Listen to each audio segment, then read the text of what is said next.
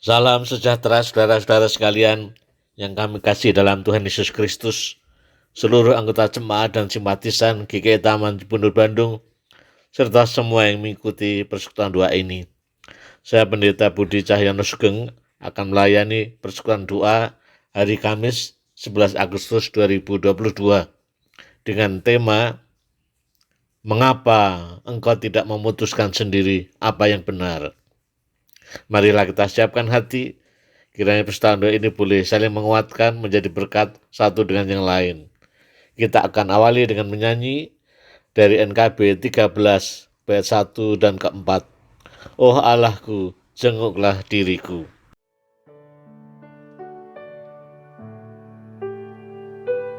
Oh Allahku, jenguklah diriku.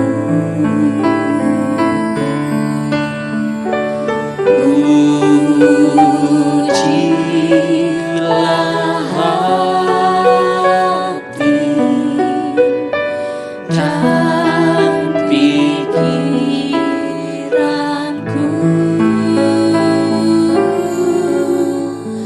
Aku telah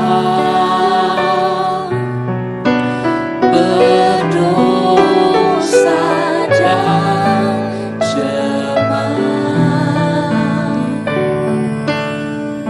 Sucikan dan jadikanku benar.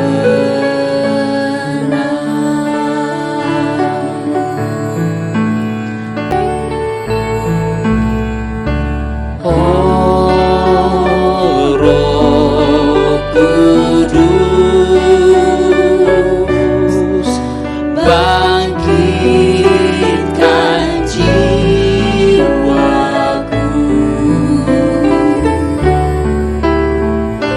Mari berkarya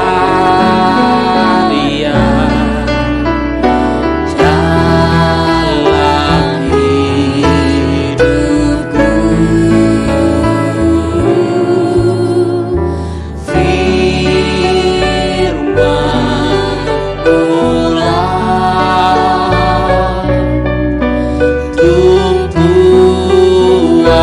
yang teguh dan ku dambakan rahmat-Mu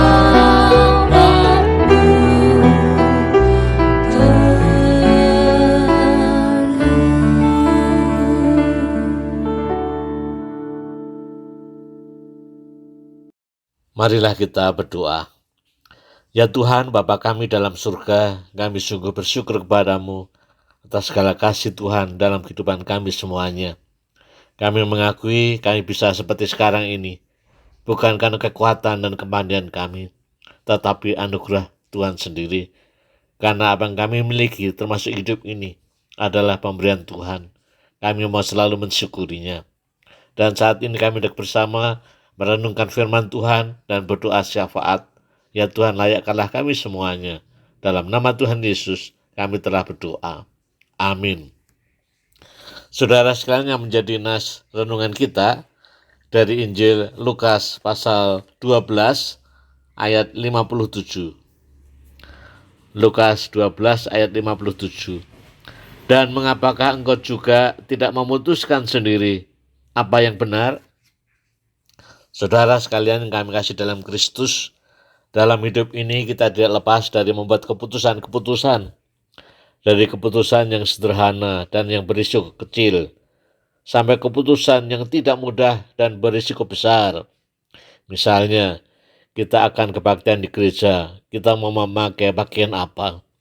Mau memakai sepatu yang mana? Ini contoh keputusan yang sederhana dan berisiko kecil. Kalaupun ada orang memandang, aduh warna baju pakaiannya gak sesuai dengan sepatu, ya gak ada risiko apa-apa ya kan. Contoh lain, sewaktu kita di SMA atau anak kita, cucu kita di SMA, mesti bergumul sungguh-sungguh. Nanti setelah lulus SMA mau apa? Mau kerja atau mau kuliah? Kalau kerja apa? Kalau kuliah ambil jurusan apa? Ini membuat keputusan yang tidak sederhana dan berisiko besar menyangkut masa depan kita. Maka kita harus terbuka jujur dengan diri kita sendiri. Sebenarnya kita ini mau apa? Satu contoh lagi saudara sekalian, bagaimana kita membuat keputusan. Kita sebagai suami atau kita sebagai istri, pada suatu ketika entah bagaimana kita melakukan hal yang tidak benar, yang tidak pantas bagi orang yang sudah berkeluarga. Suami istri kita tidak tahu, lalu kita bergumul. Perlu memberitahu tidak kejadian itu yang tidak pantas? Kalau kita memberitahu sebenarnya, bisa saja suami atau istri marah besar. Kalau kita tidak beritahu, sepertinya kita memendam sesuatu dalam diri kita. Api dalam sekam sewaktu-waktu bisa membuat kebakaran yang hebat. Saudara sekalian, ayat nas kita yang menjadi renungan kita Lukas 12 ayat 57 tadi mengajak kita semua untuk berpikir yang benar, mempertimbangkan yang benar, dan akhirnya membuat keputusan yang benar. Dengan kata lain, dalam kehidupan kita ini yang menjadi nilai tertinggi adalah kebenaran. Tentu kebenaran seperti yang Tuhan inginkan, bukan kebenaran menurut pikiran sendiri. Sebagai orang beriman kita terus bergumul, apa kebenaran Tuhan yang harus kita junjung tinggi. Memang ini kadang-kadang tidak mudah, tapi paling tidak kita bergumul dengan Tuhan. Apakah yang saya pikirkan, yang hendak saya putuskan, itu sudah menjadi kebenaran Tuhan, dan kita bertanggungjawabkan di hadapan Tuhan.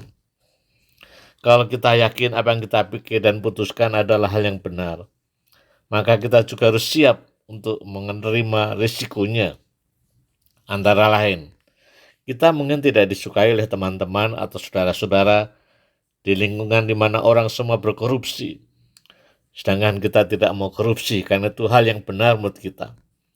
Tentu kita tidak disenangi, kita bisa disingkirkan. Itulah contohnya bagaimana orang membawa kebenaran akan mendatangkan pertentangan di antara manusia.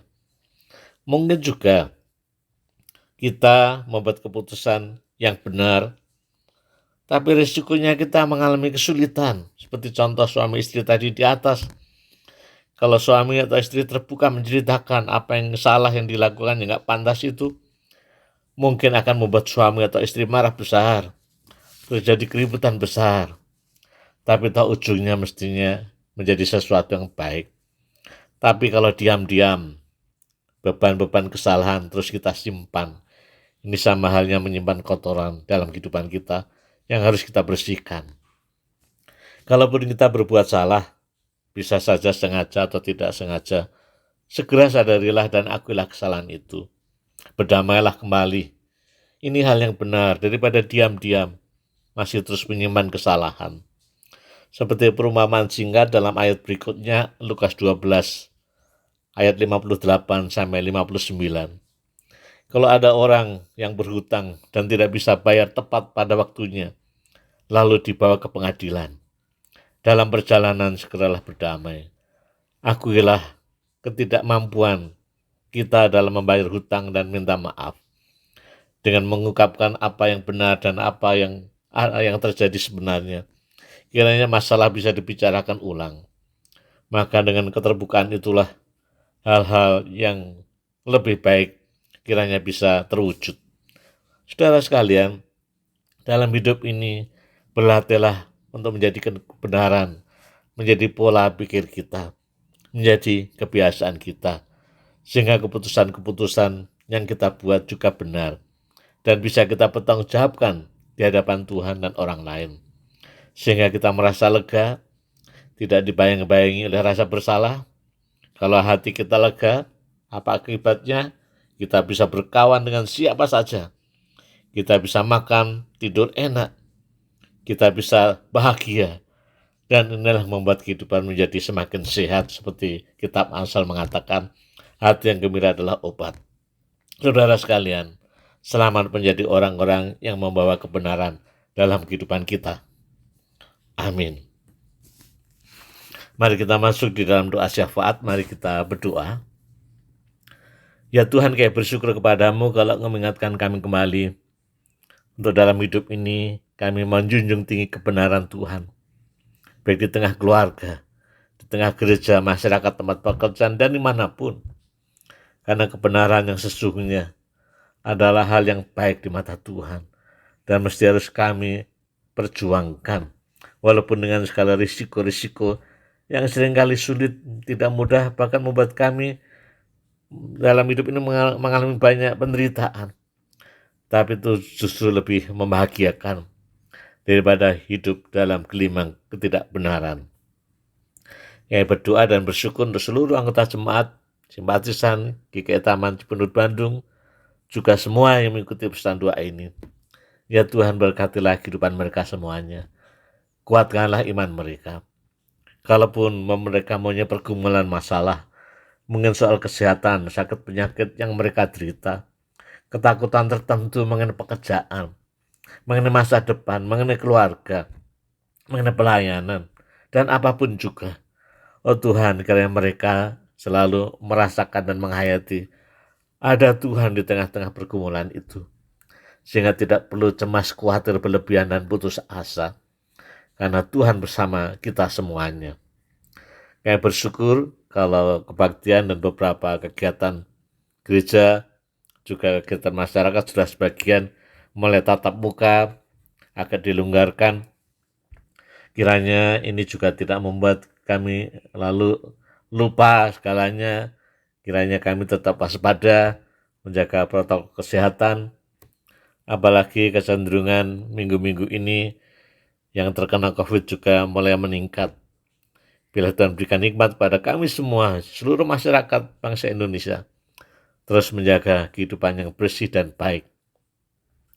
Kami juga berdoa untuk situasi-situasi terkini, di mana terasa kenaikan-kenaikan harga kebutuhan pokok yang dikeluhkan banyak masyarakat, mungkin juga kami juga sebagian. Tuhan, tolonglah pemerintah agar bisa mengendalikan perekonomian ini dengan baik. Dengan hikmat Tuhan, Presiden dan tim ekonominya boleh merencanakan buat kebijakan yang tepat. Kiranya masyarakat juga tetap terus kuat, tabah menghadapi kesulitan-kesulitan ini, dan tetap terus berusaha, berjuang, bekerja dengan baik dan benar. Kami akhirnya juga mensyukuri sudah memasuki bulan Agustus, di mana bangsa kami merayakan hari ulang tahun kemerdekaan ke-77. Kiranya momen ini dipakai oleh semua elemen masyarakat, pemimpin, juga masyarakat, bahwa kemerdekaan adalah anugerah Tuhan. Dan kami harus isi dengan hal yang baik, yang benar. Bukan hal-hal yang tidak benar, yang justru menyengsarakan. Kami bersyukur kiranya kami sebagai gereja boleh ambil bagian untuk menyatakan kebenaran, keadilan untuk semuanya. Terima kasih ya Tuhan. Inilah doa kami yang panjatkan dalam nama Tuhan Yesus yang mengajarkan kami berdoa. Bapa kami yang di surga, dikuduskanlah namamu. Datanglah kerajaanmu, jadilah kehendak-Mu di bumi seperti di surga. Berikanlah kami pada hari ini makanan kami yang secukupnya, dan ampunilah kami akan kesalahan kami, seperti kami juga mengampuni orang yang bersalah kepada kami. Dan janganlah membawa kami ke dalam pencobaan, tapi lepaskanlah kami dari yang jahat, karena Engkau-lah yang punya kerajaan dan kuasa dan kemuliaan sampai selama-lamanya. Amin. Saudara sekalian, selamat menjadi orang-orang yang membawa kebenaran dimanapun kita berada. Kita akhiri dengan menyanyi dari NKB 13 bait yang pertama, Oh Allahku, jenguklah diriku.